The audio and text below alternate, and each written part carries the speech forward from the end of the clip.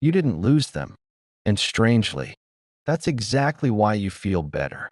There was no dramatic ending, no final argument, no clear moment where everything broke apart. Just a quiet shift. Less talking, less explaining, less reaching, until one day, their absence felt more peaceful than their presence ever did. And that feeling can be confusing because part of you wonders, shouldn't I miss them more? Shouldn't this feel like loss? Shouldn't I feel guilty for feeling lighter? But instead, there's space. Space in your mind, space in your emotions, space in your life. And in that space, you begin noticing something you couldn't see before. You weren't just losing people, you were releasing misalignment. For a long time, you tried to make certain connections work.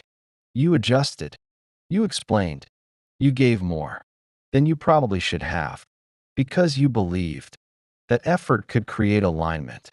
But alignment is not something you force, it's something you feel. And when it's missing, no amount of effort can replace it. So when those people slowly left your life, or you quietly stopped reaching for them, it didn't create emptiness, it created peace. And that peace is trying to tell you something. For a long time, you couldn't explain it. Nothing was obviously wrong. There were no major betrayals, no clear reasons to walk away. And yet, something in you always felt tired, not physically, emotionally. You would leave conversations feeling slightly drained, not devastated, just off, like you had to shrink a part of yourself to keep the peace, like you were adjusting without even realizing it. You laughed when things didn't feel funny. You agreed when something didn't sit right. You stayed quiet when your truth wanted to speak, not because you were weak, but because somewhere inside, you were trying to maintain the connection. And that kind of effort is incredibly subtle. It doesn't feel like sacrifice. In the moment, it feels like being easy, understanding, low maintenance. But over time, your nervous system starts keeping track. It notices what your mind tries to overlook: the interruptions, the dismissive tone, the lack of curiosity about your inner world, the way conversations always seem to circle back to them, the way your presence is received, but not truly valued. And none of these moments feel big enough to confront directly. But together, they create a pattern, a quiet imbalance, where you are giving more than you are receiving, where you are adjusting more than you are being accepted, where you are present, but not fully seen. That's what misalignment often feels like. Not chaos, not conflict, but subtle depletion, a slow drain on your emotional energy. And the most confusing part is, you can still care about someone deeply and feel drained by them at the same time, because care does not equal alignment. History does not equal compatibility, and proximity does not equal peace. For a long time, you may have ignored that internal signal. You told yourself, it's not that bad. They mean well. I'm probably overthinking it. This is just how relationships are. So you stayed. You kept showing up. You kept investing energy into something that never quite felt right. But your body never stopped noticing. It held on to the tension, the small discomforts, the moments where you didn't feel fully yourself. And eventually, that quiet awareness grew stronger, stronger than your explanations, stronger than your justifications, stronger than your desire to keep things the same. Until one day, you didn't have the energy to keep adjusting anymore. You didn't have the desire to keep overextending. You didn't have the patience to keep ignoring what you felt. And when that shift happened, you didn't need a dramatic ending. You just stopped. Stopped reaching first. Stopped overgiving. Stopped forcing conversations. that didn't flow naturally. And in that stillness, something unexpected appeared. Relief.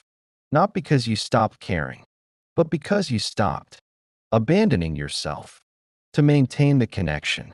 And that relief is often the first sign that peace was waiting for you on the other side of misalignment.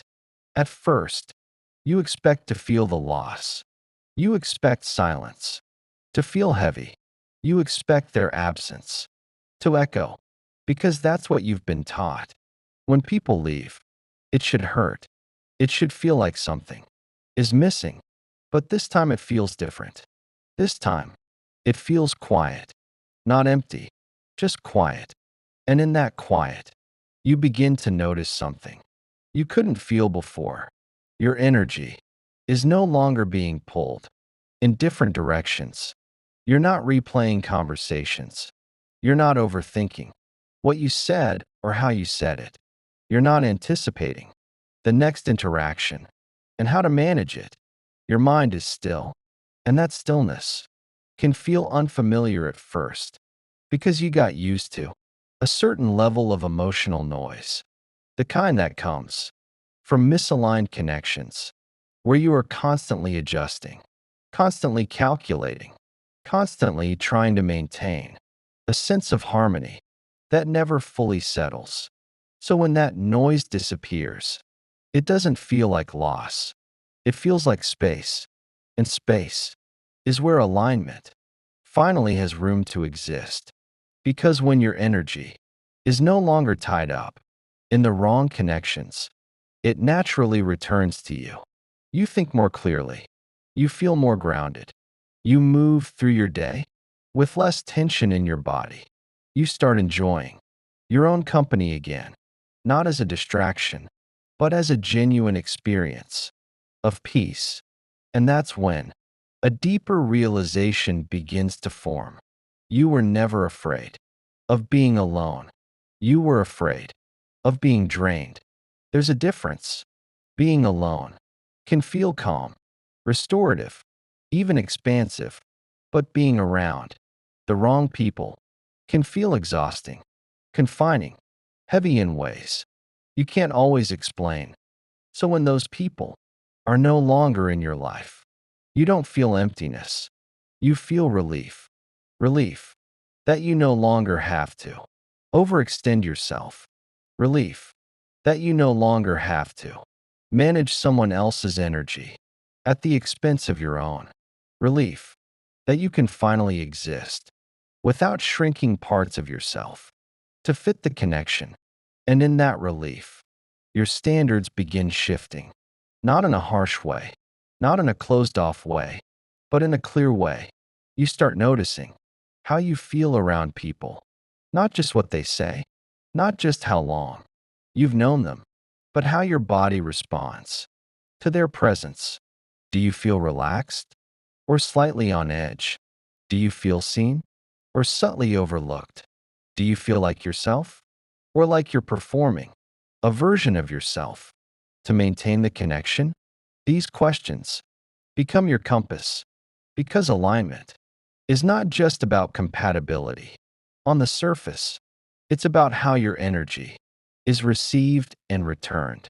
And once you experience the peace that comes from removing misalignment, you begin to value that feeling more than familiarity, more than history, more than obligation. Because peace is not something you have to convince yourself of. You feel it clearly, naturally. And once you feel it, you stop chasing connections that require you to sacrifice it. There comes a deeper layer to this shift that many people don't talk about enough. It's not just about letting go of people who drain you. It's about letting go of the version of yourself that stayed out of habit. Because for a long time, some connections weren't maintained by alignment. They were maintained by history, by time invested, by shared memories, by the silent belief that because someone has been in your life for so long, they are supposed to stay there. And that belief is incredibly powerful It makes you tolerate things you've outgrown. It makes you justify patterns that no longer feel right. It makes you hold on, not because the connection is nourishing, but because the past feels meaningful. And the truth is, the past can be meaningful. The memories can be real. The care can have existed. But alignment is not built on history. It is built on who you both are right now. And people change. You change. Your values evolve. Your awareness deepens. Your tolerance for certain dynamics shifts. What once felt normal no longer feels aligned. What once felt acceptable now feels heavy. What once felt easy now requires effort. That drains you. And this is where the real internal conflict begins. Because part of you remembers who they were, and another part of you feels who they are now. And those two realities don't always match. So you try to bridge the gap. You hold on to who they used to be. You hope the connection will return to what it once was. You tell yourself, maybe it's just a phase. Maybe things will shift again. Maybe I just need to be more patient. But deep down, you start noticing that you're not actually relating to who they are now. You're relating to who they were. And that realization can be painful because it asks you to face something difficult. Not every connection is meant to evolve with you. Some people are part of a chapter, not the whole story, and holding on to them past that chapter creates friction you can feel, even if you can't fully explain it. That friction is what drains you, not always their behavior on its own, but the misalignment between who you are becoming and what the connection still requires you to be. Maybe it requires you to stay small, to stay agreeable, to stay in old patterns that no longer reflect you. Maybe it requires you to ignore your growth just to keep things familiar. And at some point, your system refuses to do that anymore. Not loudly, not dramatically, but firmly. You begin pulling back, not out of anger, but out of truth. You stop forcing conversations that don't feel natural anymore. You stop showing up in ways that feel performative. You stop pretending the connection still fits when it clearly doesn't. And this is where the quiet release happens. Not a confrontation, not a dramatic ending, just a gradual but undeniable shift. You give less energy. You create more space. You allow distance to form naturally. And in that distance, something becomes clear. You're not losing them. You're returning to yourself. Because every time you stayed in misalignment, you were adjusting away from who you truly are. And every time you choose distance, you move back into alignment with yourself. That's why the peace feels so real. It's not just about their absence. It's about your return to clarity, your return to emotional honesty, your return to a life that no longer requires constant adjustment to maintain connection. And this is the moment everything changes. You stop holding on to people just because they've been there. You start choosing who remains based on how the connection feels now, not then. Now, that shift is one of the most powerful forms of emotional maturity because it requires you to release guilt, to release obligation, to release the idea that longevity automatically equals alignment.